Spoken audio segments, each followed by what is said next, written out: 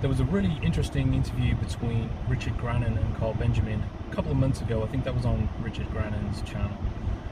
I'll put a link below, and they were discussing Christianity, its positive impact on England and British society, and their takes on it. Now, they're both, I think, agnostic or maybe atheists, so they're not believers, but they're, in relation to this sort of quiet revival situation, or at least the cultural shift that seems to be happening in England, they're discussing openly and quite positively about Christianity's impact. Now, one of the things that relates to my videos here is they connect Christianity with a feeling, and that would be sort of their version of salvation, as what's been communicated to them by the Christians that they know is something like, oh, you'll feel it soon, or Jesus will call you at the right time, or something like this. And I have a feeling that these comments probably stand in place of an actual gospel presentation to people, that these feelings will develop. Now, if you search through the New Testament and try to find where Paul says anything about your feelings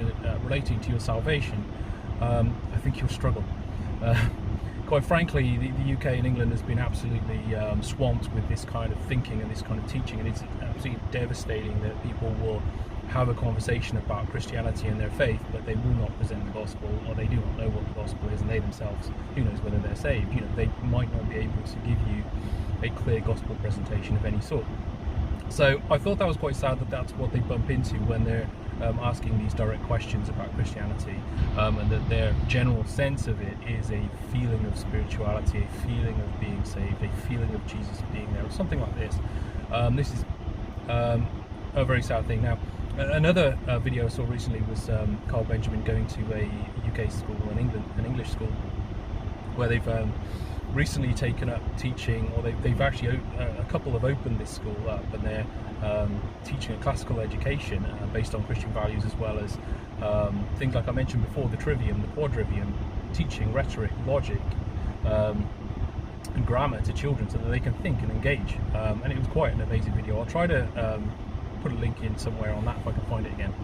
But yeah, think about Christianity in England, how it's presented, how weak it is, really, how sad it is, and what people really think about who Jesus is and what he demands, because they don't really think he demands anything. He's a feeling and a salvation, and a belief in God is based upon some kind of sensory feeling, which is sad. And I think it's worth looking into. What is the gospel?